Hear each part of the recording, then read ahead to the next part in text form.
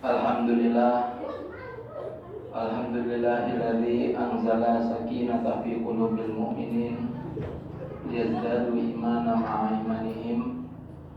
Asyhadu an la ilaha illallah wahdahu la syarikalah wa asyhadu anna Muhammadan abduhu wa rasuluhu la nabiyya ba'dah. Allahumma shalli wa sallim wa barik ala Muhammad wa ala alihi wa ashabihi wa man tabi'ahum bi ihsanin ila yaumiddin. Amma ba'du fa ya ayyuhal hadirun usikum wa nafsi bi taqwallah faqad fazal muttaqun. Qala Allah ta'ala bi kitabihil karim ya ayyuhalladzina amanu taqullaha haqqa tuqatih wa la tamutunna illa wa antum muslimun. Jamaah sidang Jumat rahimakumullah. Puji syukur kehadirat Allah Subhanahu wa taala, sampai hari ini kita masih diberikan nikmat kesehatan sehingga kita masih diberikan kesempatan untuk menjalankan kewajiban kita melaksanakan sholat Jumat secara berjamaah, di mana masih banyak saudara kita yang mungkin hari ini sudah tidak mendapatkan kesempatan untuk melaksanakannya. Salawat dan salam semoga senantiasa tercurah kepada Rasulullah Muhammad SAW. Semoga nanti di yaumil akhir kita mendapatkan syafaatnya. Amin ya rabbal alamin. Tak lupa khatib berpesan khususnya kepada khatib pribadi dan umumnya kepada jamaah sekalian untuk meningkatkan takwaan kita kepada Allah Subhanahu wa taala dengan takwa yang sebenarnya, dengan menjalankan perintah-perintahnya dan menjauhi larangan-larangannya. Hadirin jemaah sidang Jumat rahimakumullah. Sesungguhnya di antara keyakinan Ahlus Sunnah wal Jamaah bahwasanya iman itu bisa bertambah dan juga bisa berkurang. Iman bertambah dengan ketaatan dan juga berkurang dengan maksiat yang kita lakukan terhadap Allah Subhanahu wa taala. Dan amal soleh dijelaskan oleh para ulama terdiri dari 3 macam, yaitu amal lisan, amal badan, dan amal hati. Banyak orang tatkala ingin menambah imannya, mereka memperhatikan amal soleh dari sisi lisan dan badan. Maka mereka memperhatikan untuk membaca Al-Quran dengan lisannya, berzikir dengan lisannya. Dan mereka perhatian juga beramal soleh dengan tubuhnya, dengan sholat, dengan haji, dengan umrah dan lainnya. Tetapi ada juga amal yang soleh ternyata dengan hati. Banyak amal soleh yang bisa dikerjakan dengan hati, dan di antara sekian amal soleh yang sangat penting adalah niat yang baik. Ada beberapa sisi dijelaskan oleh para ulama, di antaranya bahwa niat murni itu bisa bernilai ibadah. Sementara amal tanpa niat tidak bisa bernilai ibadah. Niat murni tanpa amal bisa bernilai ibadah. Adapun amal tanpa niat tidak mungkin bernilai ibadah. Oleh karenanya Nabi SAW bersabda, barang siapa yang berniat melakukan kebajikan, lantas dia tidak mengamalkannya, tetapi dicatat baginya pahala yang sempurna. Dia tidak beramal, tetapi dia memiliki niat yang baik, dia telah mendapatkan pahala. Tetapi amal tanpa niat mustahil mendapatkan pahala. Oleh karena itu dikatakan bahwa niat lebih baik daripada amal seseorang. Dalam hadis Arba'in An-Nawawi yang pertama dijelaskan, An Amirul Mu'minin Abi Hafsin Umar bin Al-Khattab radhiyallahu anhu qala sami'tu Rasulullah sallallahu alaihi wasallam yaqulu innama a'malu binniyat wa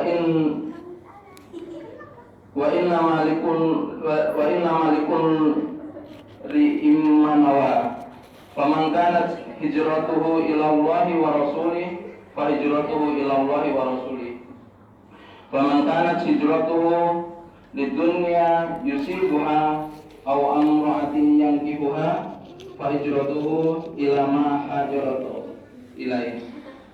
Dari Amirul Mukminin Abi Hafs Umar bin Khattab radhiyallahu anhu, dia berkata, saya mendengar Rasulullah sallallahu alaihi wasallam bersabda, sesungguhnya setiap amal itu bergantung niatnya, dan sesungguhnya setiap orang akan dibalaskan berdasarkan yang dia niatkan. Barang siapa yang hijrahnya karena ingin mendapatkan keridhaan Allah dan Rasulnya, maka hijrahnya kepada keridhaan Allah dan Rasulnya. Dan barang siapa yang hijrahnya karena dunia atau karena wanita yang hendak dinikahinya, maka hijrahnya akan bernilai sebagaimana yang dia niatkan. Hadis ini merupakan salah satu dari hadis-hadis yang menjadi inti ajaran Islam. Imam Ahmad dan Imam Syafi'i berkata, dalam hadis tentang niat ini mencakup sepertiga ilmu. Sebabnya adalah bahwa perbuatan hamba terdiri dari perbuatan hati, lisan, dan badan. Sedangkan niat merupakan salah satu bagian dari ketiga unsur tersebut. Jamaah sidang Jum'ah rahimakumullah, begitu pentingnya kedudukan niat ini bagi amal-amal yang kita lakukan. Dikisahkan Abu Hurairah berkata, aku telah mendengar Rasulullah sallallahu alaihi wasallam bersabda, sesungguhnya manusia pertama yang diadili pada hari kiamat adalah orang yang mati syahid di jalan Allah. Ia didatangkan dan diperlihatkan kepadanya kenikmatan-kenikmatan yang diberikan di dunia. Lalu ia pun mengakui dan mengenalinya. Allah bertanya kepadanya, amal apakah yang engkau lakukan dengan nikmat-nikmat itu? Ia menjawab, aku berperang semata-mata karena engkau, sehingga aku mati syahid. Allah berkata, engkau dusta. Engkau berperang supaya dikatakan seorang yang gagah berani. Memang demikianlah yang telah dikatakan tentang dirimu. Kemudian diperintahkan malaikat agar menyeret orang itu di atas mukanya dengan tertelungkup, lalu dilemparkan ke dalam neraka. Selanjutnya Rasulullah SAW melanjutkan sabdanya. Berikutnya orang yang diadili adalah orang yang menuntut ilmu dan mengajarkannya serta membaca Al-Quran. Ia didatangkan dan diperlihatkan kepadanya kenikmatan-kenikmatannya, maka ia pun mengakuinya. Kemudian Allah menanyakannya, amal apakah yang telah engkau lakukan dengan kenikmatan-kenikmatan itu? Ia menjawab, aku menuntut ilmu dan mengajarkannya, serta aku membaca Al-Quran hanyalah karena engkau. Allah berkata, engkau dusta. Engkau menuntut ilmu agar dikatakan seorang yang alim, seorang yang berilmu, dan engkau membaca Al-Quran supaya dikatakan seorang yang qari, pembaca Al-Quran yang baik. Memang begitulah yang dikatakan tentang dirimu. Kemudian diperintahkan malaikat agar menyeretnya dan melemparkannya ke dalam neraka. Rasulullah SAW menceritakan orang selanjutnya yang pertama kali masuk neraka. Berikutnya yang diadili adalah orang yang diberikan kelapangan rezeki dan berbagai macam harta benda. Ia didatangkan dan diperlihatkan kepadanya kenikmatan-kenikmatannya. Maka ia pun mengenalinya, mengakuinya. Allah bertanya, apa yang telah engkau lakukan dengan nikmat-nikmat itu? Dia menjawab, aku tidak pernah meninggalkan sedekah dan infak pada jalan yang engkau cintai, melainkan pasti aku melakukannya semata-mata karena engkau. Allah berkata, engkau dusta. Engkau berbuat yang demikian itu supaya dikatakan seorang yang dermawan, yang murah hati. Dan memang begitulah yang dikatakan tentang dirimu. Kemudian diperintahkan malaikat agar menyeretnya dan melemparkannya ke dalam neraka. Hadis ini diriwayatkan oleh Muslim dengan derajat yang sahih.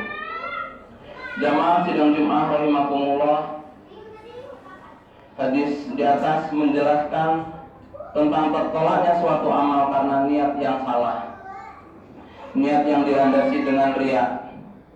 Sedangkan syarat pokok diterimanya suatu amal soleh adalah ikhlas karena Allah semata. Untuk itu, marilah kita senantiasa berusaha untuk meluruskan niat dalam setiap ibadah yang kita lakukan. Jangan pernah kita beramal karena riya atau mengharapkan pujian dan sanjungan. Sesungguhnya apa yang telah kita amalkan itu hanyalah titipan dari Allah. Kita bersyukur kita dijadikan sebagai jalan, maka tidak pantas bagi kita untuk mengakuinya sebagai kebaikan-kebaikan kita agar kita dipuji oleh orang lain. Barakallahu